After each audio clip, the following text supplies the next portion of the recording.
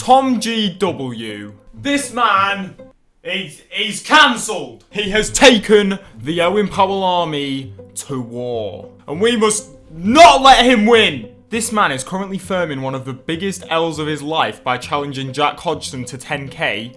And he wants to take me on as well? No! We must not accept this! This man was taking such an L that he resorted to some filthy tactics to try and gain an advantage on me. Winter in the City, or Witsy, was this weekend, and this man deadass went around with a sign forcing people to sub to him. We're talking about impressionable young children here being brainwashed by that evil man. And the saddest part is, it worked.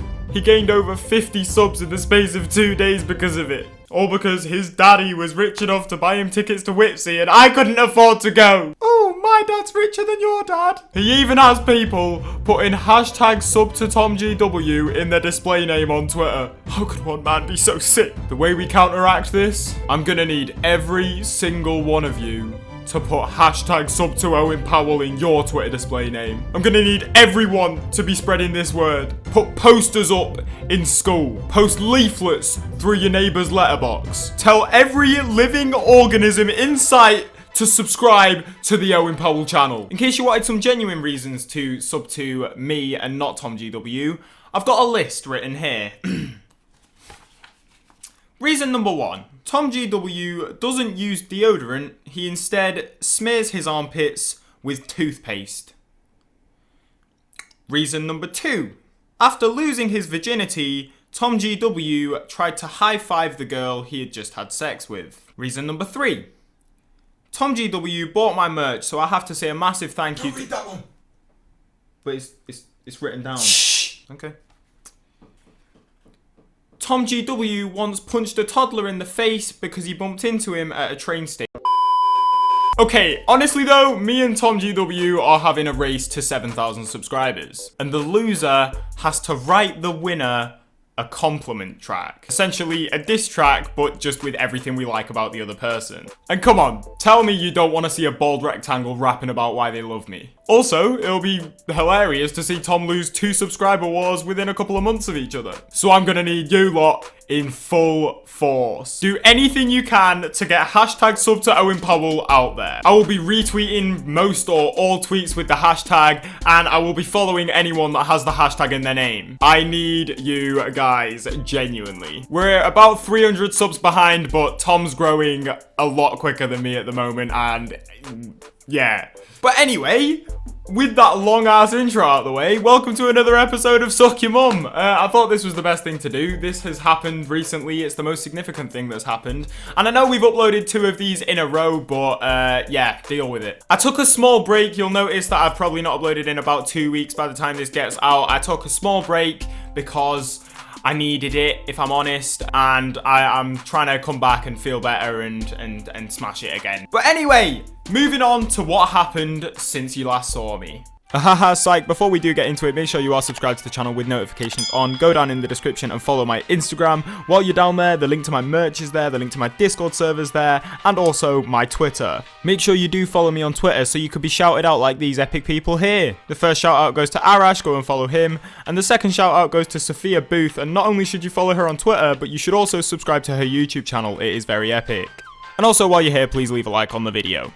So Alyssa Violet and FaZe Banks had a very interesting altercation publicly on Twitter. Basically, FaZe Banks cheated on Alyssa Violet and she ripped so far into him, it wasn't even funny. I'm not going to read out all the tweets that happened because there is so many of them, but I mean, it's a bit of tea. If I was you, I'd go on Twitter and read up what they were saying, because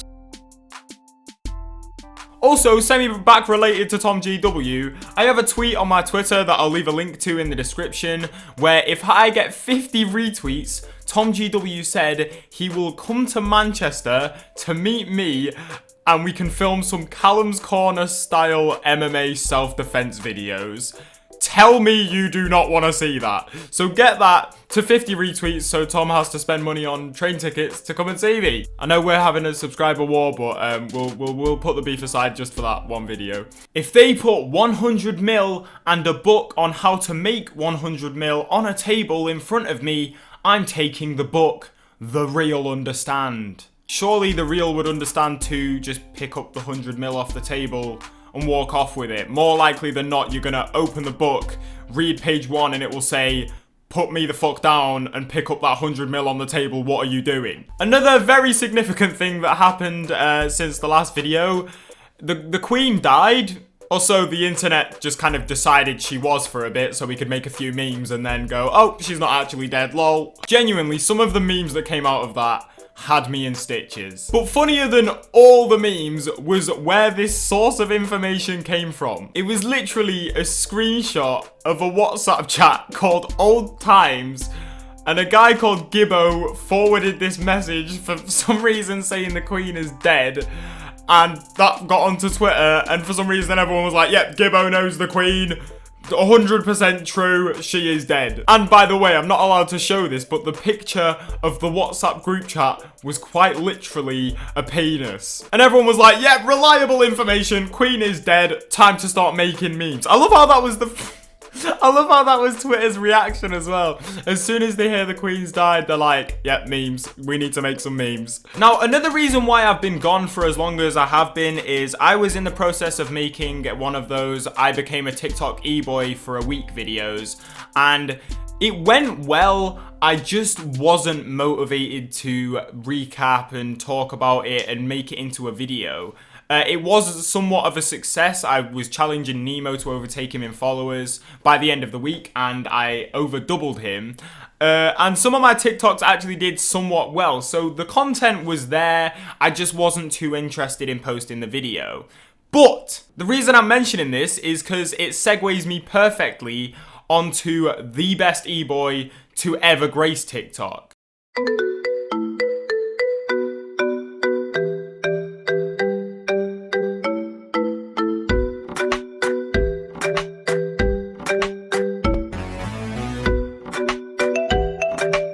That is right, Mr. Mahmood has joined TikTok and it is quite possibly the best thing I've ever seen. Just look at him! What a champion! But anyway, before I end this episode, I do just quickly want to talk to anyone here who might be interested in MMA or UFC. I have a second channel which is for MMA and UFC, and I'm going to be hopefully starting a podcast on there next Friday that should hopefully be weekly. I'm not 100% planned, but I do just want to quickly talk about it. I will make a separate dedicated video explaining more when I have more prepared, but basically what I'm going to do is leave a link in the description to that channel, and if you could go over there and subscribe if you are interested in MMA, then that would be amazing. If you're not, this doesn't concern you and you can click off the video. So all my main content's going to stay here, and there's basically going to be a podcast, maybe some predictions, whatever. That kind of stuff will be put on that channel maybe once a week. So if you're a fan of MMA or UFC, go in the description and subscribe to that channel. But yeah, that's pretty much everything I have for this amount of time. I will be back. I will be posting more frequently than once every 2 weeks. I just took a bit of time off, as I already said.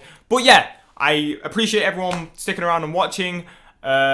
Yeah, thank you for doing so. I forgot how to outro a video, so I'm just gonna go. Thanks for watching. Sub to me, spread the word. I beg, I love you, and I'll see you in the next one. Bye-bye.